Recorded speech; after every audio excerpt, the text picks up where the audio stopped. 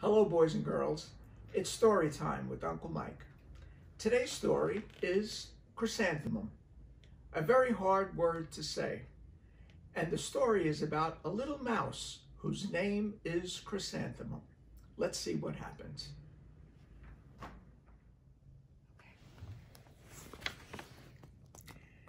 The day she was born was the happiest day in her parents' lives. "She's perfect," said her mother. "Absolutely," said her father. And she was. She was absolutely perfect. "Her name must be absolutely perfect," said her father. And it was. Chrysanthemum. Her parents named her Chrysanthemum. Chrysanthemum grew and grew and grew. When she was old enough to appreciate it, Chrysanthemum loved her name. She loved the way it sounded when her mother woke her up. She loved the way it sounded when her father called her for dinner. And she loved the way it sounded when she whispered it to herself in the bathroom mirror. Chrysanthemum, chrysanthemum, chrysanthemum. Chrysanthemum loved the way her name looked when it was written in ink on an envelope.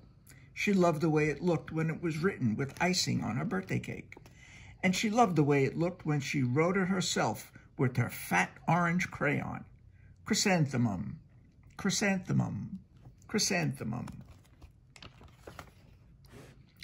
Chrysanthemum thought her name was absolutely perfect.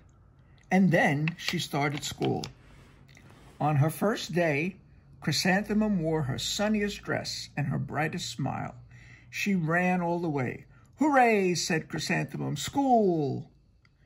But when Mrs. Chud took roll call, everyone giggled upon hearing Chrysanthemum's name.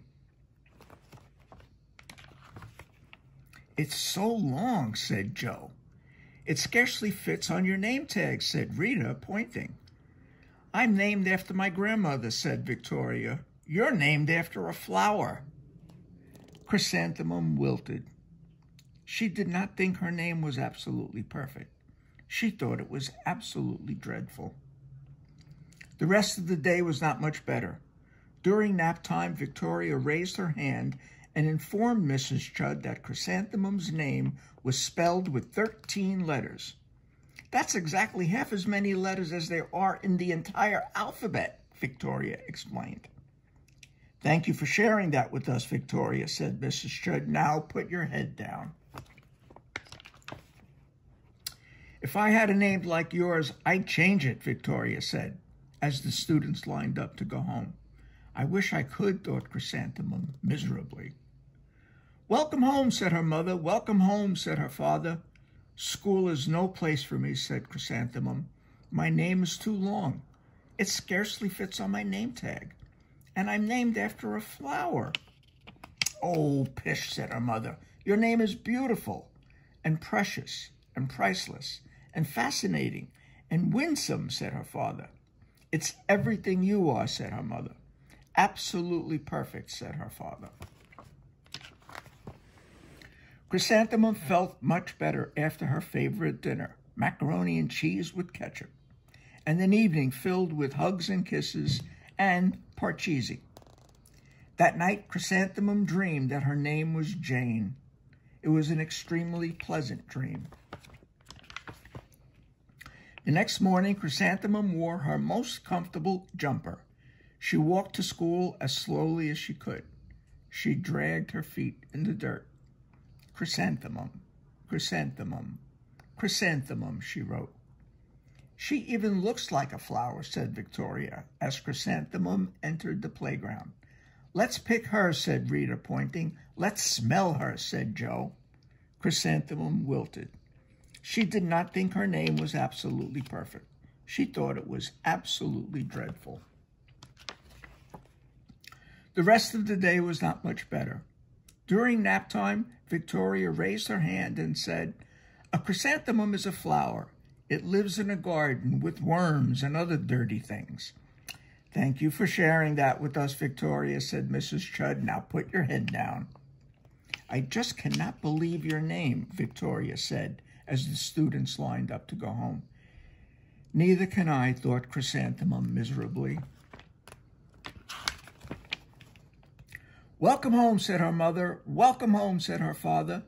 School is no place for me, said Chrysanthemum. They said I even looked like a flower. They pretended to pick me and smell me. Oh, pish, said her mother. They're just jealous, and envious, and begrudging, and discontented, and jaundiced, said her father.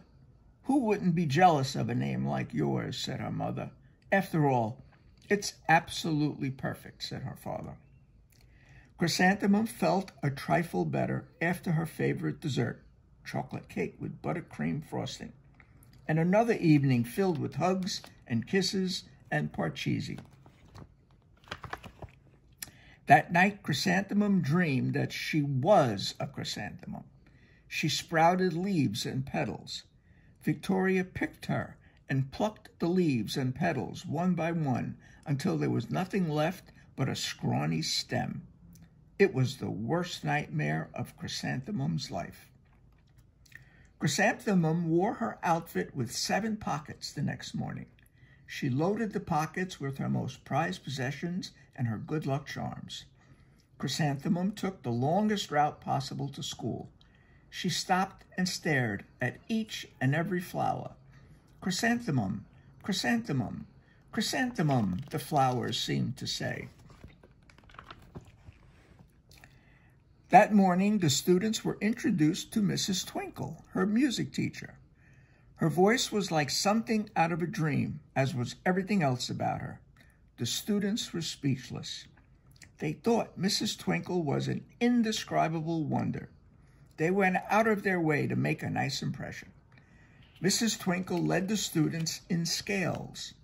Then she assigned roles for the class musical. Victoria was chosen as the dainty fairy queen. Rita was chosen as the spiffy butterfly princess. Joe was chosen as the all-important pixie messenger. And Chrysanthemum was chosen as a daisy. Chrysanthemum's a daisy, chrysanthemum's a daisy, Joe, Rita, and Victoria chanted, thinking it was wildly funny. Chrysanthemum wilted. She did not think her name was absolutely perfect. She thought it was absolutely dreadful. What's so humorous, said Mrs. Twinkle. Chrysanthemum was the answer. Her name is so long, said Joe. It scarcely fits on her name tag, said Rita, pointing. I'm named after my grandmother, said Victoria. She's named after a flower.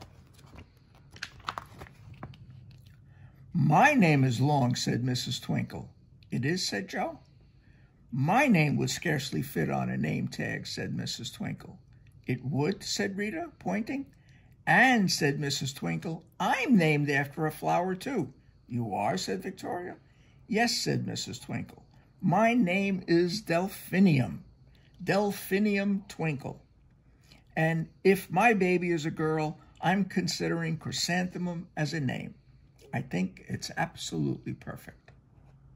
Chrysanthemum could scarcely believe her ears. She blushed. She beamed. She bloomed.